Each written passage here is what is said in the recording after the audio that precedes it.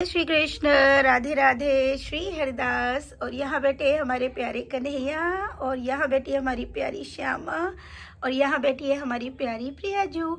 आज सब बहुत साधारण उसमें हैं, और अभी भी मौसम यहाँ का थोड़ा सा ठंडा ही है अभी। और आज हमारी छोटी सी श्यामा देखो, प्यारी सी बेबी बन के बैठी हुई हैं। ये देखो कितनी प्यारी लग रही हैं। ये इनका गिफ्ट वाला पोशाक है जो इनको बहुत पसंद आया है, इसलिए ये पहन के बैठी हैं। और दूसरा, मैं आज आपको ये भी बता दूं कि हमारी श्यामा का जो विवाह हुआ था वो आप सबको पता है, वो हुआ था फुलेरा दूज को, जो कि फरवरी में आ रही है और 21 फरवरी की है।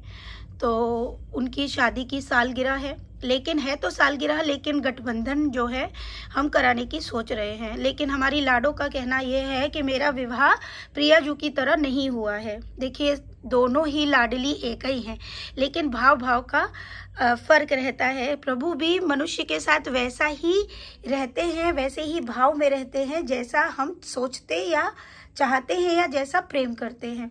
तो उसी भाव के अनुरूप अब हमने लाडो को समझाया है कि देखो लाडो, वैसा तो नहीं हो पाएगा, क्योंकि वैसा होने के लिए तो मतलब बहुत सारी चीज़ों की आवश्यकता होती है। और इस समय अब मैं उस अब मतलब वो उस लिमिट तक तो नहीं होगा, बाकी आपकी जैसी कृपा रहेगी वैसा हम ज़रूर करेंगे। लेकिन श्यामा जू अब की बार जो कह रही हैं वो बहुत अलग और विपरीत होगा। वो कैसा चाह रही हैं, जो भी होगा वो उस समय पे ही हमें पता चल पाएगा, क्योंकि प्रभु की लीला है। प्रभु जैसा चाहेंगे वैसा ही होगा, है ना। तो ये हमारी लाडो की जो है विश है कि वो कुछ अलग और हटके कुछ करना चाहती है अपने विवाह वाले दिन।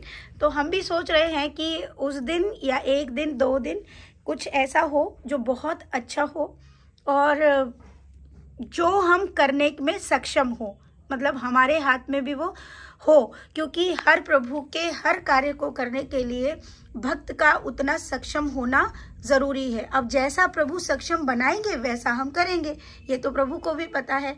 तो ये उनकी परीक्षाएं भी होती हैं बहुत सारी चीजें, तो हम जो कर पाएंगे, क्योंकि हमेशा जब इनका विवाह हुआ था श्यामा और कन्हैया को, तो वो एक ही रात के अंदर विवाह हुआ था, जैसे कि आप सभी जानते हैं, है ना। तो अब हमें पता है कि तब तक होगा, तो तब तक हम कार्य कर ही रहे हैं। अब उस समय की क्या परिस्थिति होगी उस आधार पर ही मैं तभी बताऊंगी। तो अभी मुझे ज़्यादा नहीं पता है, लेकिन हम तो प्रार्थना करते हैं हमारी लाडो से कि किसी भी बात को ज़्यादा वो मतलब गुस्से में ना ले, और इस बात को समझे कि हम जो भी करेंगे, जैसा आप कहेंगी, जैसा हम कर पाएंगे हम वैसा ज़रूर करेंगे। तो ये तो मैं नहीं कहूँगी कि क्या होने वाला है, क्योंकि प्रभु का पुनः पुनः विवाह एक पुण्य कर्म होता है, जिस पुण्य कर्म को हमेशा मनुष्य को करते रहना चाहिए। अब आप कहेंगे कि दीदी विवाह तो एक ही बार होता है। देखिए, प्रभु के विवाह को हर भक्त हर बार हर जगह अलग अलग स्थान पे अपने भाव अनुरूप करता है। जब वो भाव अनुरूप करता है तो उनका विवाह हर वर्ष मनाया ही जाता है उस उपलक्ष्य में, और उस मनाने को ही तो विवाह गठबंधन कहा जाता है। तो ये पुण्य कर्म है। इस पुण्य कर्म में जितना हम कर पाते हैं ये बहुत सुंदर बात होती है, और हर मनुष्य को वो करते रहना चाहिए, क्योंकि जब तक आप अपने जीवन में आनंद का अनुभव नहीं करेंगे तो भक्ति का आनंद कैसे आएगा। हम गृहस्थ लोग हैं, और गृहस्थ लोगों को आनंद को बनाए रखने के लिए प्रभु से जुड़ा हुआ कार्य ही अपने जीवन में करते रहना चाहिए। दान करना चाहिए, पुण्य करने चाहिए, आपको विवाह उत्सव करने चाहिए, भजन कीर्तन करने चाहिए, बड़े बड़े अखंड, मतलब सब अपनी स्वेच्छा अनुरूप कुछ न कुछ करते हैं। वो सब क्यों करते हैं? ताकि हम प्रभु से सदैव जुड़े रहें और अच्छे कर्मों को करते रहें। तो इस तरीके से अब हमारे कन्हैया और हमारी श्यामा का जैसी इनकी इच्छा होगी, क्योंकि इनका विवाह एक रात वाला था, एक रात से मतलब है एक ही दिन के अंदर आदेश था, वो भी शाम का, आप सबको मालूम है। और जैसा हम करने में सक्षम थे हमने वैसा किया।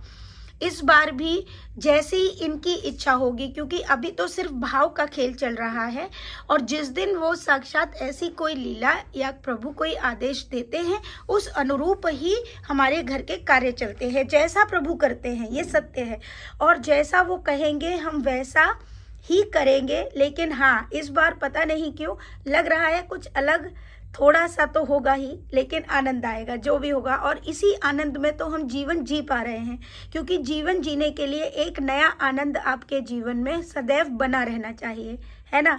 और वो सब बनाए रखने के लिए प्रभु का साथ होना बहुत ज़रूरी है, और प्रभु का साथ होने के लिए पुण्य कर्म करना बहुत ज़रूरी है, प्रभु से प्रेम करना बहुत ज़रूरी है। अब बहुत से तो सिर्फ जो है जिनके पास नहीं है, तो देखिए नहीं है तो भी प्रभु की मर्जी से है ना, है तो भी प्रभु की मर्जी से है। दोनों ही परिस्थितियां प्रभु की ही मर्जी से है, हमारा स्वयं का कुछ भी नहीं होता। जो मनुष्य ये बात का ज्ञान कर लेता है कि उसके जीवन में जो घटित हो रहा है वो स्वयं नहीं कर रहा है, लेकिन याद रखिएगा जो बुरा वो विचार कर रहा है वो उसी के हाथ में है, यानी मनुष्य के हाथ में है।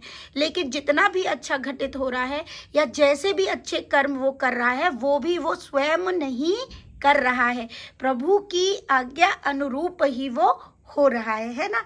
तो आज का ये भाव आप सबके साथ मैंने शेयर किया।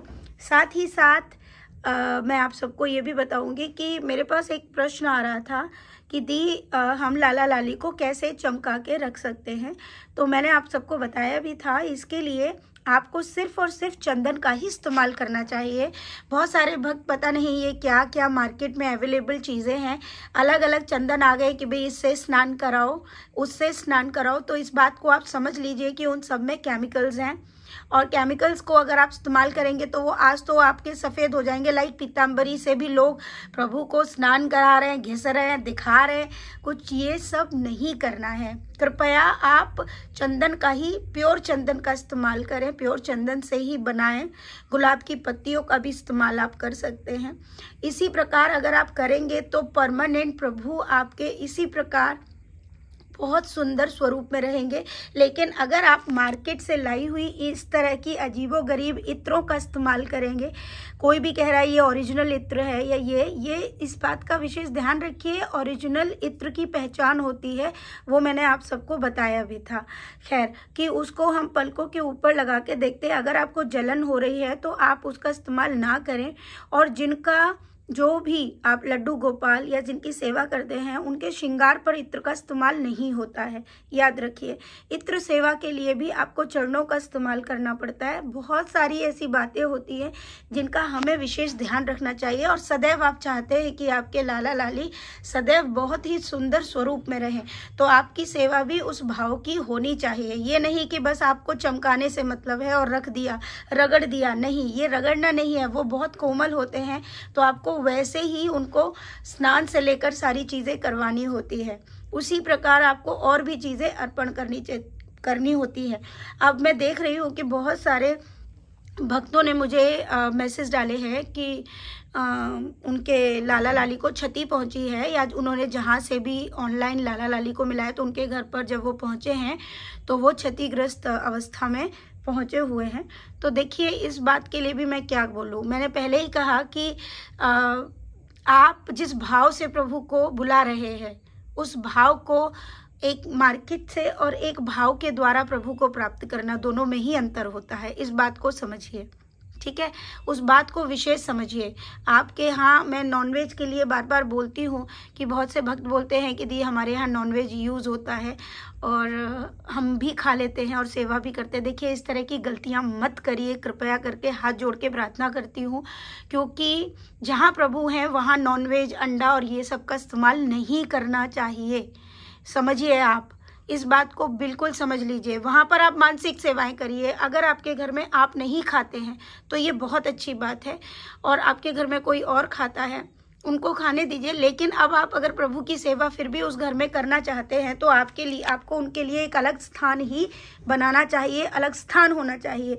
लेकिन याद रखिए उस तरह का पुण्य हमें प्राप्त नहीं हो पाता जैसा हम प्राप्त करना चाहते हैं, क्योंकि अगर कोई नॉनवेज खाता है या शराब का सेवन करता है तो कभी न कभी वही व्यक्ति आपके घर में आके आप ही के समक्ष, या प्रभु को भी मैं क्या बोलूँ, छुआ, मतलब बहुत सारी चीज़ें होती हैं। आप समझिए, छोटी कम बातों में ही ज़्यादा को समझने की चेष्टा करिए। तो वहाँ पर आप छोटे लाला लाली को ही रखें, बड़े लाला लाली को आपने रखा हुआ है तो उनका आप एक अलग स्थान बनाइए।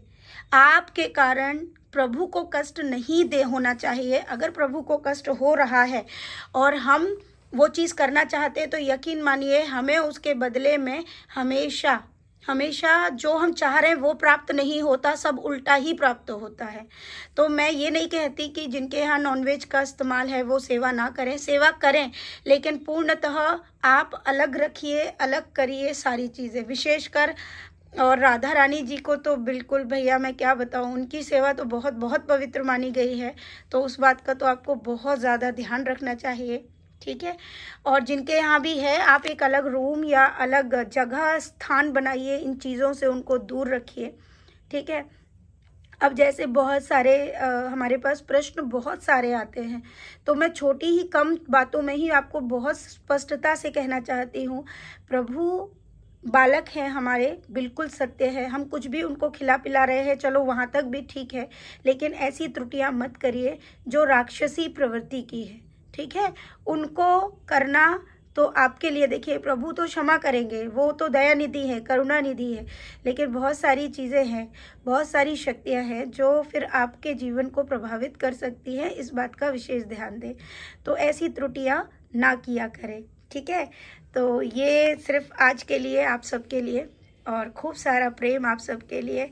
और हमारी श्यामा और हमारे कन्हैया आज बहुत प्यारे लग रहे हैं, दोनों के लिए बहुत सारी विशेष एडवांस में। अब तो हमारे पूरे महीना स्टार्ट हो जाएगा कल से, तो आज ही से ये चीज़ विशेष स्टार्ट है हमारे कन्हैया और श्यामा के लिए, क्योंकि उनको बहुत आनंद है। ये हमारे घर का पहला युगल सरकार जोड़ा है, तो जिनसे हमें बेहद बेहद प्रेम है। इनके आने से ही हमारे जीवन में इतनी सारी चीज़ों का बदलाव हुआ, तो इनके लिए आज ही से विश जो है हम सभी करते रहेंगे, है ना।